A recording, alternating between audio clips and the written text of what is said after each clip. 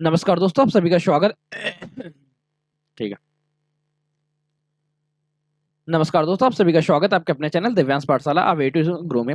Static जेके की 15 day series में आप सभी का विशेष स्वागत है। इस सीरीज का मुख्य उद्देश्य यह है कि आप किसी भी एग्जाम की तैयारी कर रहे हैं, आप चाहे यूपी ट्रिपल एससी की एग्जाम की तैयारी कर रहे हो, चाहे आप सीएसएफ के एग्जाम की प्रिपरेशन कर रहे हो, चाहे आप एसएससी के एग्जाम दे रहे हो, या कोई अदर एग्जाम दे रहे हो, सेंट्रल या स्टेट कोई भी एग्जाम दे रहे हो, आपके में अगर जीके आता तो स्टैटिक जीके जरूरत, तो स्टैटिक जीके का कोई भी एक क्वेश्चन आपकी नजरों से बाहर नहीं जाना चाहिए। ये कंप्लीट स्टैटिक जीके क्लास 50 दिन की होगी। 50 दिन में आप सभी का कंप्लीट कोर्स समाप्त होगा।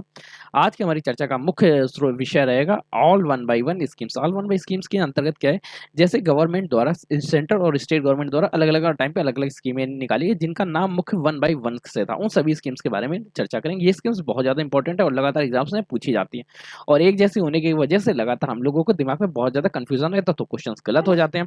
इस सीरीज के बाद आपके इससे रिलेटेड कोई क्वेश्चन गलत नहीं हो, जैसे one station one pension, one station one product scheme, one nation one tax scheme, one nation one product scheme, one district one product scheme.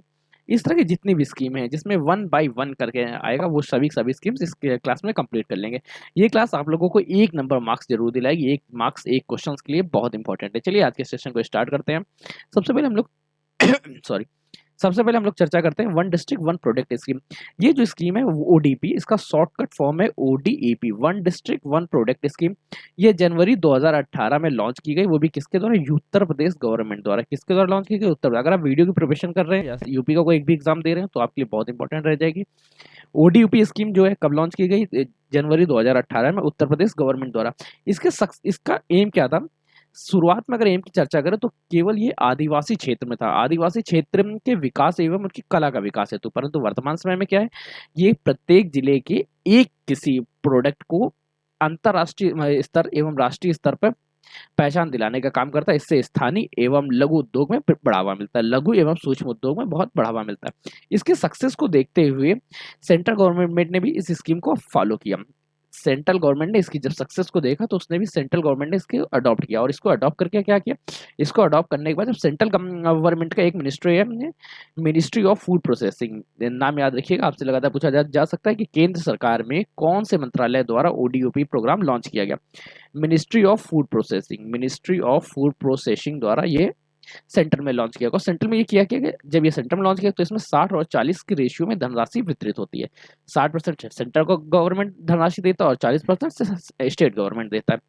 ODOP programme जो स्टेट के साथ सेंटर में, ओडीओपी प्रोग्राम के success होते ही इसको उत्तर प्रदेश ने एक और तरह से अपनाया, वन तहसील वन प्रोडक्ट के रूप में। वन तहसील वन प्रोडक्ट, अभी तक क्या था, अभी तक केवल ये जिले में काम करता था। जिले के किसी एक प्रोडक्ट को राष्ट्रीय एवं अंतर्राष्ट्रीय स्तर पर एक पहचान मुहैया कराना। इसके बाद क्या किया, एक तहसील, प्रत्येक तहसील के किसी एक प्रोडक्ट को पहचान उपलब्ध कराना। वन तहसील वन प्रोडक्ट, ओटीओपी। इसकी शुरुआत कब हुई? इसकी शुरुआत 2022 में हुई। किसके द्वारा? बाई उत्तर प्रदेश गवर्नमेंट द्वारा या यूपी गवर्नमेंट द्वारा। इस क्लास में इस पेज में क्या क्या चर्चा की? ओडीओपी, ओटीओपी और सेंट्रल गवर्नमेंट। सेंट्रल गवर्नमेंट इसमें कितना पैसा देती है? 60/40 का रेशियो होता है। 60 सेंट्रल गवर्नमेंट द्वारा, 40 स्टेट गवर्नमेंट द्वारा। नेक्स्ट पेज में हम लोग चेक करते हैं one district one sports scheme. जब कभी खेल के बारे में हो, जो हमारा ये जो उत्तर प्रदेश का प्रोग्राम था one district one product ODOP, उसकी लगातार सक्सेस को देखते हुए उत्तर प्रदेश ने एक और स्कीम जारी की जिसको बोलते हैं one district one sports scheme. मतलब प्रत्येक जिले में एक खेल को बढ़ावा देना, प्रत्येक जिले में किसी एक खेल को बढ़ावा देना। और ये जायद कब की गई? सन याद रखिएगा, सन और डेट याद रखिएगा। नवंबर 2022 में। डेट आप बोल सकते हो, कोई दिक्कत नहीं, पर नवंबर 2022 जरूर याद रखिएगा, ये मत भूलिएगा। किसके द्वारा? उत्तर प्रदेश गवर्नमेंट द्वारा। इसका एम क्या होगा? जब कभी स्पोर्ट्स के बारे में एम होगा तो स्पोर्ट्स, तो हमारा जो एम होगा वो भी स्पोर्ट्स से रिलेटेड होगा। स्पोर्ट्स से रिलेटेड क्या है? Promoting local sports, promoting local sports, स्थानीय खेलों को लगातार बढ़ावा देना। प्रमोटिंग लोकल स्पोर्ट्स, स्थानीय खेलों को बढ़ावा देना। One MLA one pension scheme, ये मेरी सबसे फेवरेट स्कीम है। इसका उद्देश्य क्या है कि जैसे मैं, सपोज मैं एक एके हूं, इस व्यक्ति ने 2004 में एमएलए बनता, फिर 2008 में फिर आया, फिर वो एमएलए बन गया, 2012 में चलो हम फिर बन गए, फिर हम 2016 में भी बन गए। अब जो मेरी पेंशन इससे पहले जनरेट होती थी वो 4 अलग अलग बार के लिए पेंशन जनरेट होती थी। तो एक व्यक्ति कुछ कंडीशंस में लाखों रुपए सिर्फ पेंशन के रूप में लेता था। One MLA one pension scheme के तहत पंजाब गवर्नमेंट ने ये स्कीम लॉन्च की है। किस गवर्नमेंट ने लॉन्च की है भी याद है कि पंजाब गवर्नमेंट ने। आप कितनी भी बार एमएलए बने हो, पर जब आप पहली बार एमएलए बने थे, किसी एक बार का ही आपको पेंशन और अन्य भत्ते दिए जाएंगे। पेंशन और भत्ते में इसमें कंजूस मतलब कीमत कम आएगी और साथ में राज्य का जो धन है वो भी बचेगा। 1 MLA 1 पेंशन स्कीम अच्छा है। अगर मैं बहुत अच्छे से गवर्नमेंट में होता तो शायद मैं इस स्कीम को भी बंद कर देता। जैसा सोल्जर्स तक के लिए किया गया वैसा इनके लिए भी कर किया जाना चाहिए। मैं इस बात की ज़्यादा पक्षधर हूँ, परंतु पंजाब की ये स्कीम भी बहुत अच्छी है। 1 MLA 1 पेंशन स्कीम अदर राज्यों की जगह में तो अच्छी है। नेक्स्ट चलिए, नेक्स्ट पे हम लोग चर्चा करते हैं 1 school 1 IS scheme. 1 school 1 IS का मतलब क्या है कि प्रत्येक स्कूल से एक आईएएस बनाने के लिए व्यक्ति को चयनित किया जाएगा। अब इसका मतलब ये नहीं है कि आपकी इच्छा नहीं है फिर भी आपको मार के आईएएस बनाया जाए। अगर आपकी इच्छा है, आप पास करते हैं, तो आपको फ्री में यूपीएससी की प्रिपरेशन के लिए कोचिंग उपलब्ध कराई जाएगी। फ्री यूपीएससी की कोचिंग हर एक स्कूल से किसी एक छात्र को, वो भी किनको, जो इकोनॉमिकल वीकर सेक्शन है, ईवीएस। ये गवर्नमेंट द्वारा नहीं है कि जो आपके पास इकोनॉमिकल वीकर सेक्शन का सर्टिफिकेट है, तो अगर आप इकोनॉमिक रूप से वीक हैं तो केरल सरकार आपको अपने यहाँ पढ़ने वाले, मतलब राज्य की योजना है, तो केरल की योजना है कब जारी की, 2021 में। प्रत्येक स्कूल से किसी एक व्यक्ति को, एक स्टूडेंट्स को जो उसके योग्य होगा, उसको यूपीएससी की फ्री कोचिंग मुहैया कराई जाएगी। कोचिंग साथ में स्टडी मटेरियल भी। नेक्स्ट स्कीम के बारे में बात करते हैं 1 panchayat 1 playground. OP OP OP OP OP OP, नाम काफी अच्छा है, याद रखिएगा, भूलिएगा मत। 1 पंचायत 1 प्लेग्राउंड ये अप्रैल 2023 अभी कुछ दिन पहले ही जारी की गई बाई केरल गवर्नमेंट द्वारा ही, केरल के ही गवर्नमेंट द्वारा। इसका क्या है, जैसे 1 स्कूल 1 IS स्कूल में शिक्षा को बढ़ावा देना।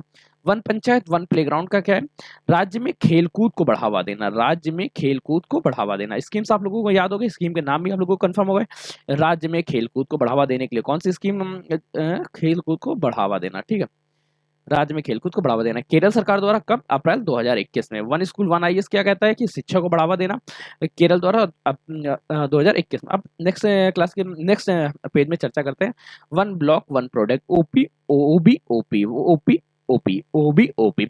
1 ब्लॉक 1 प्रोडक्ट हरियाणा गवर्नमेंट द्वारा किया गया, वो भी हरियाणा गवर्नमेंट द्वारा कब, 2021 में। इसका उद्देश्य क्या है, प्रत्येक खंड में, प्रत्येक ब्लॉक के किसी एक प्रोडक्ट को ग्रेड बनाना या एक प्रोडक्ट को के प्रचार प्रसार में सहयोग देना। इसका उद्देश्य, जो मुख्य उद्देश्य है, वो है हर ब्लॉक को इंडस्ट्रियल सेक्टर बनाने के लिए, हर ब्लॉक पर एक इंडस्ट्रियल विजन देना, इंडस्ट्रियल विजन देना, इंडस्ट्रियल विजन, ये इनका ध्येय वाक्य था। हर ब्लॉक को एक इंडस्ट्रियल विजन देना, ओबीओपी, किसके द्वारा, हरियाणा गवर्नमेंट द्वारा कब, 2021 में। 1 नेशन 1 राशन कार्ड, ये सेकंड मेरी बहुत फेवरेट योजना है। इसके तहत ये लॉन्च कब किया गया, 2021 में, किसके द्वारा, सेंट्रल गवर्नमेंट द्वारा, ये भी याद रखिएगा। दो क्वेश्चन है कि 2019 में केंद्र सरकार का मुखिया कौन था, तीनों सेक्टर में बताना है। कार्यपालिका का मुखिया कौन था, व्यवस्थापिका का मुखिया कौन था, और न्यायपालिका का मुखिया कौन था। न्यायपालिका का मुखिया नहीं होता, न्यायपालिका का शीर्ष व्यक्ति होता है, वो कौन था। कार्यपालिका के शीर्ष में कौन था, व्यवस्थापिका के शीर्ष में कौन था। ये क्वेश्चन आप लोगों को कमेंट करके बताना है। चलिए अब हम लोग फिर से क्लास के बारे में चर्चा करते हैं। 1 नेशन 1 राशन कार्ड, ये स्कीम किसके द्वारा लॉन्च की गई, सेंट्रल गवर्नमेंट द्वारा। 2019 में सेंट्रल गवर्नमेंट का भी एक मंत्रालय है जिसका नाम याद रखिएगा, ministry of consumer affairs, food and public distribution. Ministry of consumer consumer affairs, foods and public distribution. नाम से आप लोग को कंफर्म हो जाएगा, ये खाद्य मंत्रालय द्वारा जब लॉन्च किया जाएगा तो इसका मुख्य उद्देश्य क्या होगा। उसका मुख्य उद्देश्य ये है कि कोई भी व्यक्ति, वो भले ही किसी भी राज्य में रहता हो भारत के, या किसी भी यूनियन टेरिटरी में रहता हो, अगर वो काम करने या किसी अन्य सिलसिले से किसी अन्य राज्य में सफर करता है, जैसे सपोज ये कोई है, ये व्यक्ति केरल के हैं, ये अपना बिजनेस चलाने के लिए दिल्ली आ जाते हैं, दिल्ली में ये काम करने के लिए माइग्रेट वर्कर्स बन जाते हैं। अब दिल्ली में इनका जो राशन कार्ड है, ये अपने केरल के राशन कार्ड से दिल्ली में भी राशन प्राप्त कर लेंगे। पूरे भारत का सिर्फ एक राशन कार्ड के माध्यम से पीडीएस, पब्लिक डिस्ट्रीब्यूशन सिस्टम को मदद देना, ठीक है।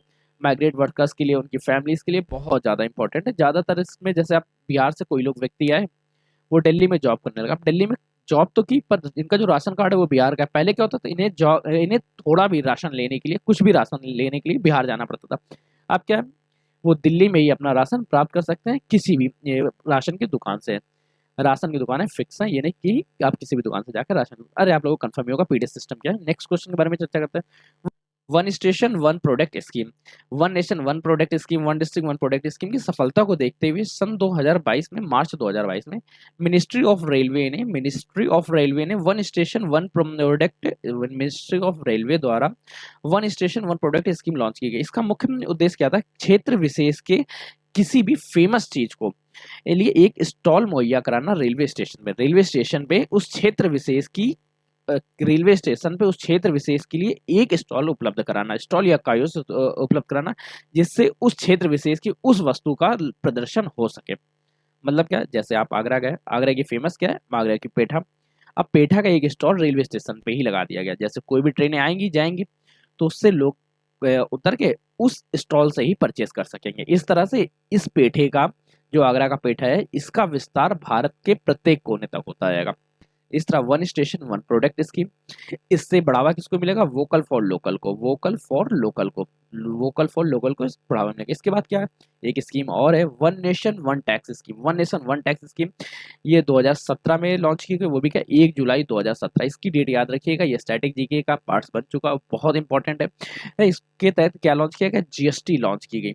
जीएसटी के तहत क्या गया? सारे के सारे नहीं, मतलब लगभग मैक्सिमम इनडायरेक्ट टैक्सेस को समाप्त करके केवल एक टैक्स रखा गया जिसको जीएसटी बोलते हैं। अभी वो टैक्स इनडायरेक्ट टैक्सेस है, पर मैक्सिमम इनडायरेक्ट टैक्सेस को कंबाइन करके एक टैक्स बनाया गया जिसको जीएसटी कहते हैं।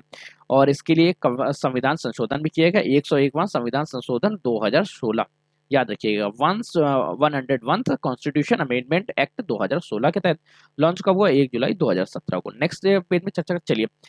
तो हम लोगों ने कंप्लीट चर्चा कर ली वन बाय वन स्कीम्स के बारे में। अगर आप यहाँ तक हमारे साथ बने रहे तो आपका विशेष विशेष धन्यवाद है। सेशन को लाइक करिएगा, अपने दोस्तों के साथ शेयर करिएगा, चैनल को सब्सक्राइब जरूर करिए, क्योंकि आपका एक एक सब्सक्रिप्शन हमारे लिए मोटिवेशन का कार्य करता है। आप अपने व्यूज विचारों को कमेंट्स कर सकते हैं, मैं पढ़ने के लिए आपके लगातार उत्सुक रहता हूँ। आप हमारे व्हाट्सएप ग्रुप, टेलीग्राम ग्रुप सब जगह जुड़ सकते हैं, लिंक आपको डिस्क्रिप्शन में मिल जाएगा। तथा आपको किस तरह से जुड़ना है और ये क्लासेस किस तरह से रहेंगी वो सभी आप लास्ट क्लास में जाके देख सकते हैं, जिस क्लास का भी लिंक आपको डिस्क्रिप्शन में मिल जाएगा। तब तक के लिए धन्यवाद दोस्तों, पढ़ते रहिए, मुस्कुराते रहिए, कीप स्टडिंग कीप स्माइलिंग। पढ़ाई के बिना मुस्कुराहट अधूरी है, मुस्कुराहट के बिना पढ़ाई भी। धन्यवाद दोस्तों, इस सेशन के लिए इतना ही। दोपहर में फिर जुड़िएगा, फिर एक नए सेशन में नई चीज के बारे में चर्चा करेंगे।